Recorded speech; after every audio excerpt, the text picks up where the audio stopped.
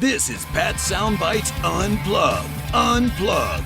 The podcast where all the artists go to tell it as it is. Careers, music, tours, and more. And here's your host, the man that refuses to eat squid, Pat Calamari. Hey, Pat Calamari here, host of Pat Soundbites Unplugged. Episode number 55. Oh, things are just keeping me busy with a lot of interviews with folks being home. No excuses, wants to talk with me, share their new releases, whether it's a book or an album or whatever they're doing. So hopefully you are well, you are listening, you are watching the artists on social media, you're supporting them, going to the merch table, buying a t-shirt, buying an autographed picture, buying a drumstick, buying a CD, all goes directly to the artists. And hopefully this thing goes away and we get to go back to live shows. Now, interviews. Yes, another rocker, a Danish rocker, I should say, with the help of another gentleman from the wonderful rock hard band White Lion back in, 1983. I'm talking Mike Tramp, and at the time his sidekick guitarist Vito Bratta, who's certainly an underrated guitar player, great guitar player. Vito actually, I want to say from Staten Island, from New York. I got a chance to talk to Mike yesterday. Mike was home in Denmark at his farm, and since White Lion, and you remember all the hits, and their most successful album was their second, called Pride. It came out in 1987 on Atlantic Records. The album featured two top 10 hits, Wait and When the Children Cry. It peaked at number 11 on Billboard's 200 and remained in Billboard's top 200 for a full year, selling 2 million copies in the U.S. alone. Since the breakup, Mike has been touring, doing a lot of Mike Tramp doing the songs of White Lion. He's agreed with Vito. There will never be another White Lion without all the original artists. But he's had a very successful solo career for the last 20 years. And I can't forget he was also, I need to mention, he was, besides White Lion, he was in a good band called Freak of Nature. But Mike is putting out another album called Second Time Around. It comes out officially on May 1st. Through Target Records, and the first single has been released. It's called The Road, and it's a pretty good video, and it's a great song. And we talk about his vocals, we talk about the recording of this album, the challenges, if there were any. We talk about his voice. I mean, he still has the voice. If you remember White Lion and those ballads, he still has the voice. White Lion was a great band back in the day. Talk about how it all started for him out in Denmark, growing up in Denmark, and stuff like that. All good, all very good stuff. Good album. Go check it out. I certainly will be playing some tracks off of it. Really good. Go and check him out, Mike Tramp, and you will not be disappointed. And of course, we talked about the tours that have been kind of shut down, and when he can reschedule and plan to get back here to the States. So, all very good, and keeping me very busy. Real super guy, nice guy, great chat, great band, great album. Buy the album and go check it out. Wash your hands, stay safe. Follow the rules, stay away, social distancing, do whatever you need to do, support the album, support the artists, and I appreciate you supporting me as well. Pat Soundbites Unplugged Podcasts, Instagram, Twitter, YouTube, and of course Facebook, and of course WBXO on Sundays, keeping new music alive on the radio airwaves. Live, love, and laugh a lot. Life way too short. Enjoy Mike Tramp, formerly of White Lion and Freak of Nature. Hey there, this is Mike. Mike Tramp, formerly of White Line, but I have gotten a solo career for the last 25 years, so I'm still here. You are listening to Pat Soundbites Unplugged. WBXO Classic Rock Redefined in conjunction with Pat Soundbites Unplugged. We're doing our best keeping new music alive on the radio airways, and today is no exception. All the way out in Denmark. Great opportunity to speak with singer-songwriter Mr. Mike Tramp. How are you, Mike? Thank you very much for having me. And by the way, that's not a city in New Jersey. I hear you, brother. I hear you. Mike is releasing an album, second time around, coming out May 1st, worldwide on Target Records. And I have had the privilege to listen to a few of the tracks and check out the video. All great, great stuff, Mike, as you have done in the past on your solo career. And, of course, folks know you for your work with the great rock bands of White Lion and Freak of Nature. And, again, I applaud you for keeping new music alive for fans that want to hear what's out there and what's exciting. So good for you. Thank you so very much, man. I'm happy to be part of this. Is it dealing with this whole virus, I guess, worldwide? Is it crazy for you in lockdown in Denmark as it is here in the States these days? Yeah, of course. I mean, it's like when you were talking about my new album, and I go, and here's the good news, and here's the bad news. You want to hear the good news first? Well, it's out on May 1st. Here's the bad news. All record stores are closed. Right, but I want people to buy it. Go online and buy it. Go to your website. Go to your Facebook page. Of course, my web shop is still open, and I'm part of personally packing a lot of these products, so it's as simple as that. Yeah, I did a video the other day for my YouTube channel, and when I had 8 shows to go to for March, and when all the venues were shut down, I said to the listeners and the fans of great rock music, I said, now is the time more than ever to go to the merch store of every artist out there that you support and buy a t-shirt, buy a drumstick, buy a CD, because that money goes directly to them, and they could use it now more than ever. I mean, if this is their lifestyle, their career, going in a van and traveling, and all of a sudden it's stopped. I mean, let's think about that for a minute. So I'm doing my best. No, I try not to think about that. Well, I'm doing my best, Mike, to get everybody to go online to your website and go to Target Records and buy the new album. Second time around, Mike, is what's the story? What's the message? What's the theme? I mean, this isn't your second time around. You're a veteran in the business. Is there a different concept behind it? It's only the second time around for the songs.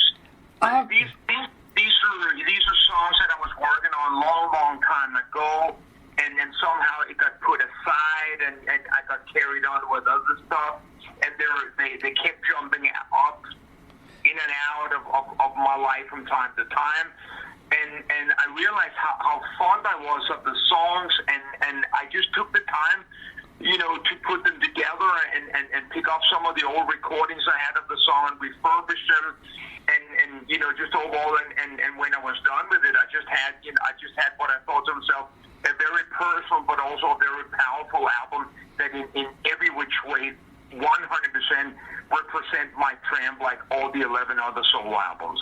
Oh, excellent. Great. Well, that answers that. Your voice sounds terrific. And as I said, this isn't your first rodeo. Do you take special measures?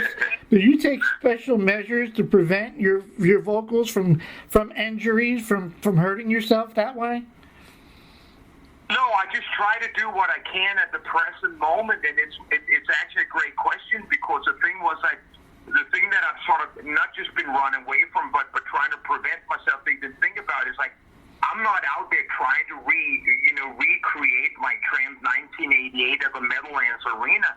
I mean, I'm out here now, being current, being who I am, singing about the moment that I live in, singing the way I can, and not trying to recreate anything I was. I mean, I would never want to do that, at the same time that I'm not capable of singing as high as I did back in the days when I should never have been singing that high. It's just another thing. I'm just very happy with where I am, and I think so when you sort of praise the vocal performance, it's simply just because you're hearing the honesty, you're hearing somebody do exactly what they can and not what they can't.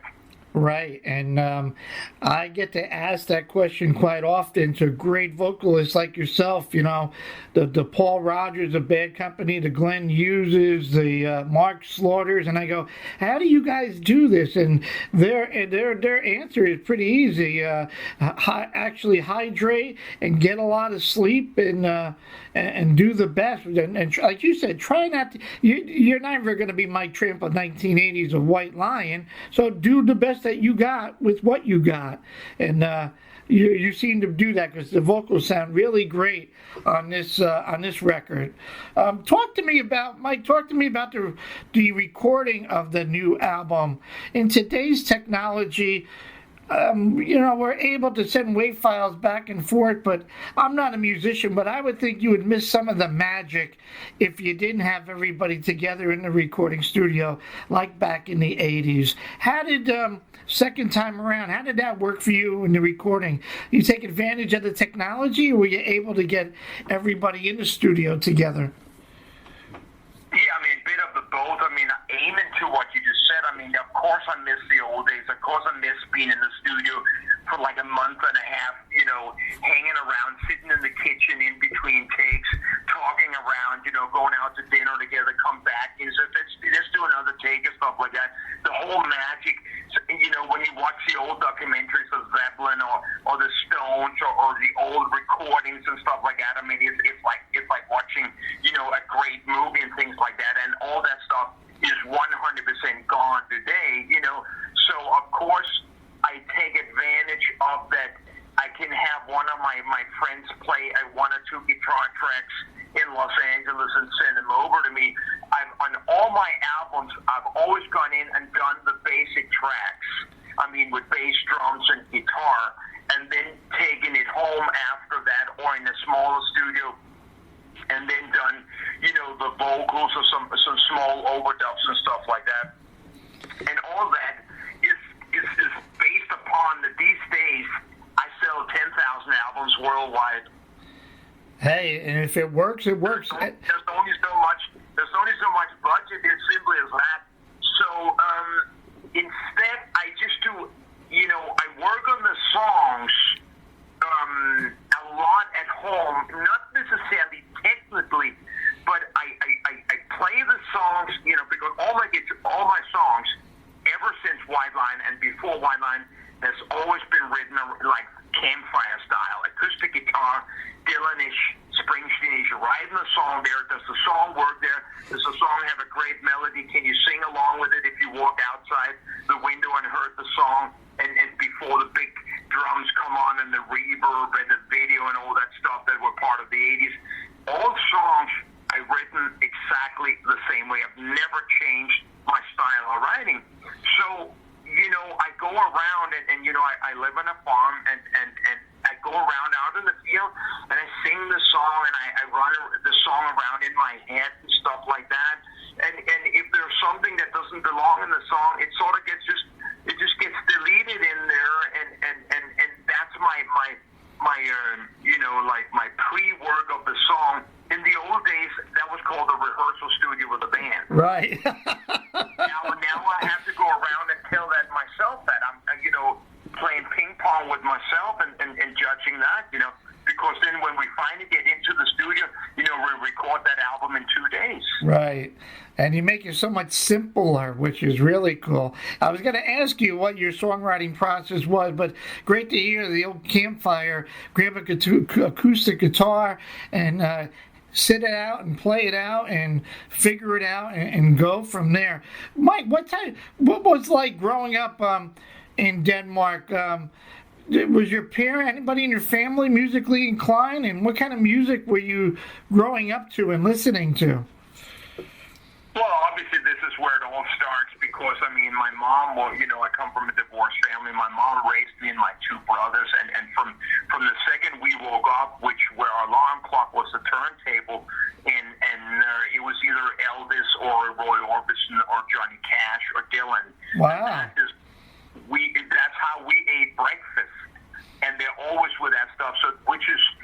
it's why my foundation is folk music. And it's also what I brought to White Line when I was sitting across from Vito Bratta, sitting with the Stratocaster, and I was sitting with my Martin guitar. That was sort of those two worlds meeting. But we always concentrated on having the melody and the song work with just the two guitars, and not saying, wow, wait till we get into a big studio in LA and the big drums come there and the stereo, stuff like that, then it will be a great song. No, we knew it was a great song when we sat and wrote the song there, because we could sing it right there, and we knew it worked at that time. All the rest was really just the packaging to send it out to the people, because nobody would accept it, a cassette tape with a distorted vocal, and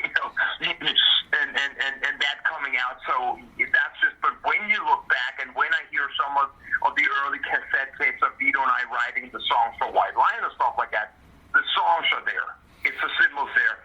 It's not like the songs came alive when the studios, the songs were already there. Wow, that's pretty interesting, and that's pretty cool to know that at that time that you were writing with Vito, you knew, and that's pretty cool. And I mean, Pride is one of my favorite albums back in the day, with the Wayne when the Children's Cry. That is, do you on your set list, Mike, today when you get back on the road, hopefully when things clear up here in the States and all over the world, do you throw in some White Lion and Freak of Nature tracks? Yeah. Oh, okay, great. No, of course. I mean, I've always played. I mean, for the last 8 years, I've been touring America for six times, only doing solo with an acoustic guitar, and half my set is White Lion. Actually, this tour that was just about to take off on April 15th, going to the end of June, was called My Tramp, the Songs of White Lion, where I basically would be doing a 2-hour journey through the 4 albums and the storytelling of where the songs came from and stuff like that, So I understand where I come from, and I'm comfortable being up there singing these songs in its original form, and then going down after and shaking hands with the people and selling my new album. Excellent. So are these shows postponed for now, the April 15th through June? I can't even get into America, so I think that is a big yes. Okay. We haven't made an official announcement, but I think it's a joint effort, since the clubs are closing down, people staying at home, that it doesn't really make a lot of sense for someone to go out there and when there's no doors open. No, I got you. I totally understand that. But the one thing, the music continues, and folks can certainly listen to me on my radio show, Keeping New Music Alive, and get prepared to hear some great Mike Tramp. It's great stuff from Second Time Around. What excites you most today about the rock and roll scene, Mike? Like I said, you've been around for a while. Do you listen to who do you listen to, and what excites you most? Late 60s to mid 70s. That's where I live. That's where the music came into my heart, and that's where I always will be.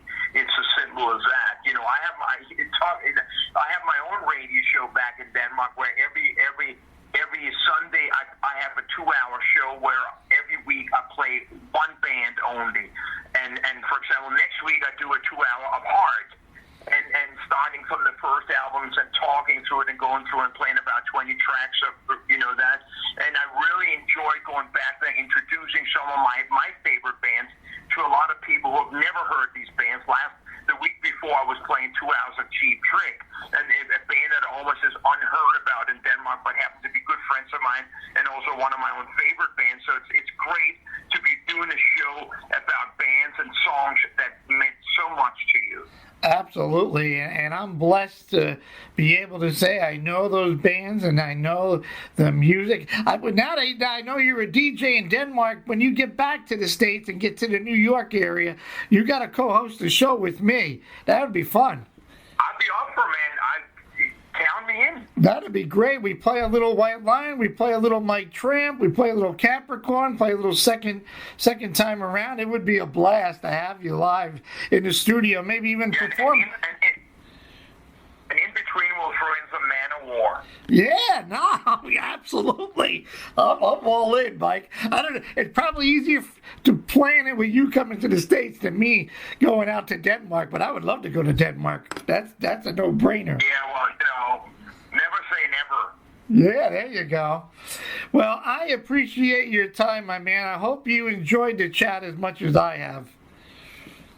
I have truly enjoyed it, man. It's nice to hear that passion for rock and roll in somebody's voice. It's what keeps you alive and wanting to go on. Well, you hit the ball out of the park with this album, and I encourage you to keep doing your best, and you're doing a great job. And I am going to play the crap out of the second time around and get the tracks out there. So our listening base... I truly appreciate this, man. I truly appreciate that. And to all your listeners, thank you so very much, not just for supporting me, but supporting rock and roll. Absolutely. I love it. Our man, Mr. Mike Tramp here on WBXO. It doesn't get any better than this. Keeping new music alive on the radio airways on WBXO. We're classic rock and we're redefined. Perfect, Mike. You got a quick second to do a station ID for me? I sure do, man. I sure do. So it's WBXO Classic Rock Redefined. Okay, that's just don't forget my age right now. Oh, WBXO. Right, Classic Rock. Classic rock. Yeah, that's a difficult one. Redefined. Classic rock redefined. There you go. Right, so I can play anything, just not classic rock. We play classic rock redefined, which gets me to play the new music. Okay, man. Here we go. You ready? I'm ready, Mike. Go ahead. Hey, kids. This is Mike Tramp, formerly of White Line, but still alive now with a great solo career. You are listening to WBXO Classic Rock Redefined. Perfect.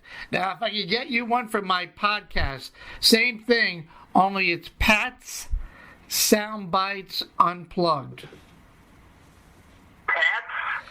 Pat, as my name, Pat's with an S, Sound Bites Unplugged. Sound Bites Unplugged. Perfect. All right, there you go.